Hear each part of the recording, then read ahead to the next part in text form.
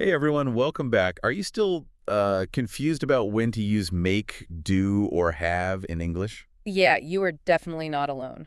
No, not at all. Yeah. I mean, these three verbs trip up even intermediate learners every single day. So in this deep dive, we're breaking down the exact rules native speakers follow, and we're doing it without those boring grammar charts. Exactly. We're looking at real conversations, natural examples, and clear explanations that actually stick. Right. And we even finish off with a 10-question interactive drill so you can practice out loud. So, to start, I want you to imagine walking into a coffee shop, looking the barista dead in the eye and saying, ah, I would like to do a coffee. Oh, man. Yeah, you'd get a very strange look for that. Right. Maybe a nervous laugh before they slowly back away to the espresso machine. But the fascinating thing here is, in dozens of languages around the world, that exact sentence makes perfect logical sense. A comprehensive linguistic guide today that's designed specifically for upper intermediate learners and language enthusiasts. And our mission here is to just, throw out the rote memorization charts. Because they really don't work. They don't. We want to uncover the underlying mental models instead, like the intuitive, unspoken physics of language that native English speakers use without even realizing it. Yeah, because the problem with those traditional grammar charts is they treat these three words as if they operate in isolated silos. Mm-hmm. They'll just list off 50 phrases using make and 50 phrases using do, and then just expect a learner to simply commit them all to memory. Which is impossible. Right. Human brains do not learn language through spreadsheets. I mean, we learn through concepts. When you understand the conceptual framework behind why a native speaker chooses one verb over the other, the whole system stops looking like a random collection of exceptions. It starts looking like an elegant logical machine. Yeah. Okay, let's unpack this. That structural logic is incredibly important, especially when you consider the chaos these specific words cause globally. There's this hilarious anecdote in the source material about a language student. Oh, I love this one. Right, so he walks into class and proudly declares, I made my homework last night and now I want to do a coffee. Yep. And from an English perspective, the visual there is just absurd. Like, it sounds like he was in a wood shop wearing safety goggles, physically building a multi-page essay out of raw materials with a hammer and nails. Right, like constructing it. Yeah. And then he plans to perform some bizarre interpretive dance with a bag of roasted beans. Yeah, the visual is definitely strange to an English ear. But, from a purely linguistic standpoint, that student's logic is flawlessly sound. Really? Oh, yeah. Yeah. He's just falling into a very common, very rational translation trap. Because in many other languages, the concepts of action, creation, and execution, they aren't heavily segmented like that. Oh, interesting. Yeah, a single verb often covers the jobs of both make and do. Like in Spanish, the verb hacer handles both of those concepts. Right. And you see the exact same linguistic mapping in French with faire, or in Italian with faire, and even in Hindi with carna. Wow. Okay. So when your native language operates on the premise that executing a task and producing an object are just, 2 points on the exact same spectrum, your brain naturally tries to map that single comfortable concept onto one English word. Exactly. It's just efficiency. But the cognitive load of suddenly having to split your everyday actions into three completely different metaphysical categories, I mean, that must be exhausting.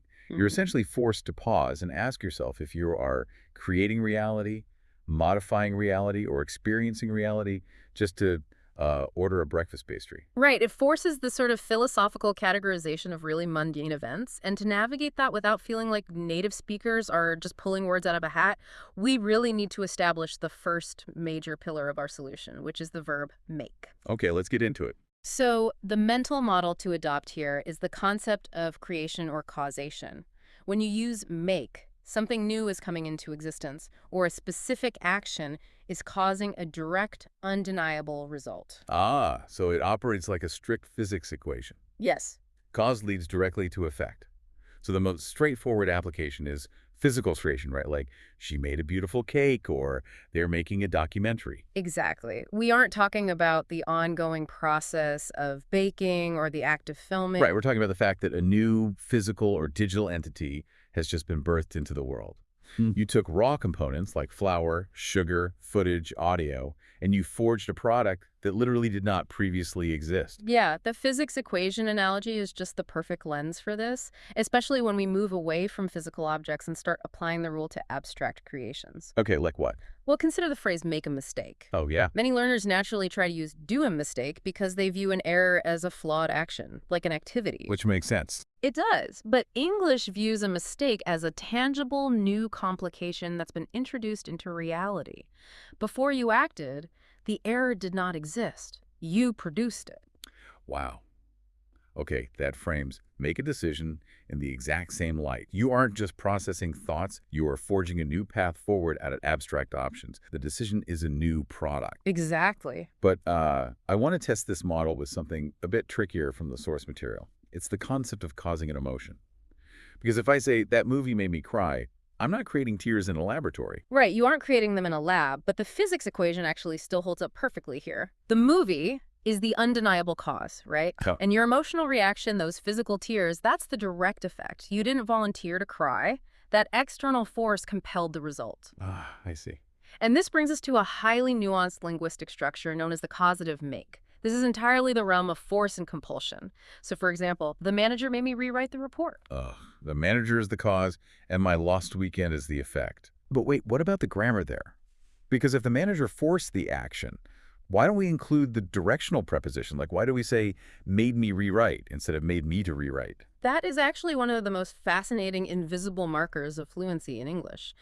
Dropping the word to in the causative make is all about linguistic immediacy. Immediacy. Yeah. By removing the to, the language basically removes the grammatical distance between the cause and the action. It implies a direct, inescapable force. Oh, wow. If you say forced me to rewrite, that too leaves this tiny fraction of space, like a hint of a process, but made me rewrite just slams the cause and the effect together. The absence of a word actually strengthens the power dynamic of the sentence. Yeah. That is brilliant. Okay, so let's move to the second pillar. If make demands a final product or a direct effect, we need a mechanism for the invisible maintenance of life. Right. What happens when an action leaves absolutely zero physical evidence behind? Well, that is the domain of the verb do. So if make focuses heavily on the final product, do is entirely concerned with the process. It's the verb we assign to tasks, ongoing activities, and repetitive responsibilities. So it functions sort of like the background applications running quietly on your smartphone. Yes, great analogy. They keep the operating system stable, they consume energy, but they don't generate a new saved file on your home screen. Make is hitting the save button on a new document.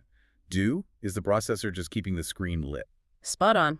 The source material illustrates this beautifully with the example of a potter. Oh, right, the pottery studio. Yeah, so if you're a professional potter working in a studio, you might literally make the dishes. You spin the raw clay, you fire it in a kiln, you glaze it, and you create a brand new physical bowl. The product is the focus. Right. But for the rest of humanity, just standing in front of a sink after dinner, we simply do the dishes. Because the dishes already exist. Scrubbing them doesn't create a new plate. It merely alters the state of the current plate from dirty to clean. We are engaging in the endless, repeating cycle of maintenance. Exactly. Which completely explains why personal care routines fall into this category too. We do yoga, we do our hair, we aren't growing new hair follicles on demand. Right. We're maintaining a process of grooming. Right, maintaining the state. And let's test this model against one of the most notorious traps for Spanish speakers translating hacer, Oh, please. the phrase do a favor. The literal Spanish translation, hazme un favor, maps directly to make me a favor. Oh. Because it conceptualizes a favor as a gift, like an object you produce and hand over to someone in need. Here's where it gets really interesting, though, because English conceptualizes a favor not as an object, but as the execution of a task. When you help someone move a sofa, you aren't handing them a physical item called a favor. No. You're performing an action on their behalf. Therefore. Or you are doing a favor. But I want to push back on the process model for just a second. Sure. What about the phrase do damage? Because if a hurricane rolls through a coastal town, the storm did damage. To my eye, a shattered roof looks like a very tangible, undeniable new result. Why isn't it make damage? Yeah, it definitely looks like a new result, but linguistic categorization views it a bit differently. English basically treats damage as a degraded state of an existing object, not the creation of a new one. Oh. A shattered roof is still a roof, it's just in a compromised state. The storm carried out a process of destruction upon the town. And because destruction is an alteration rather than a creation, it falls firmly under the umbrella of do. that completely flips the perspective. It's the difference between creating something from scratch and just modifying what is already on the board. Exactly. This perfectly explains phrases like do your best or do business. There's no physical best to hold up at the end of the day. It is an operating state. You are running the best algorithm in the background while you navigate a challenge. Right. Which brings us to the third verb, and in a lot of ways, the most philosophically complex one, have. Yes, the shapeshifter. Yeah. We've covered the creation of the new with make and the processing of the current with do. Have steps beyond simple mechanical actions into the realm of the human element. And we can analyze have through three distinct phases. Okay, the first phase is the one everyone learns on day one of language class, Right. possession. You have a car, you have a dog, you have a book. It is straightforward ownership. Yeah. But the second phase is where the language shifts away from the physical entirely. Yeah. It becomes the verb of experience. Right. So when a native speaker suggests, let's have a coffee, they are not proposing that the two of you acquire a ceramic cup filled with hot liquid and literally just hold it in your hands. No, because if I say I am going to make a coffee, I'm describing a purely mechanical preparation. The grinding of the beans, the pouring of the boiling water. But having a coffee encompasses the ambiance, the conversation, the social connection, and, the act of consumption. Exactly. You are immersing yourself in the atmosphere of the event. You are living inside the moment. And we use this experiential face of have constantly. You have a wonderful time at a party. You have a headache. Oh, right. You don't own the headache like a piece of property, and you certainly didn't make it. You are trapped inside the biological experience of the pain. This experiential framing actually solves a massive linguistic quirk. The phrase, have an idea. When a brilliant new concept pops into my head, it feels like something new was just created. So based on our first rule, I should make an idea. I brought a new thought into existence. You'd think so, but consider how ideas actually occur to us. Rarely do we sit down and forge a brilliant idea through sheer mechanical force, like a blacksmith hammering iron. That's true. Ideas usually just arrive unannounced from the subconscious. They pop into our heads while we're in the shower or, walking the dog. English recognizes that phenomenon. We don't construct the idea. We experience its sudden arrival. We are the vessel for the idea, not the manufacturer. That is incredibly poetic. But we have to tackle the third phase of have, which introduces a fascinating shift in interpersonal power dynamics. Earlier, we discussed the causative, the manager making you rewrite the report. It implied force, compulsion, and a total lack of choice. But there's also a causative have. Yes. What's fascinating here is the causative have deals entirely with arrangement and delegation.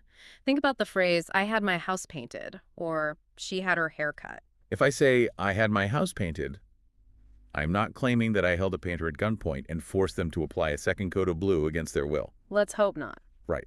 I arranged the event. I likely paid them for their services.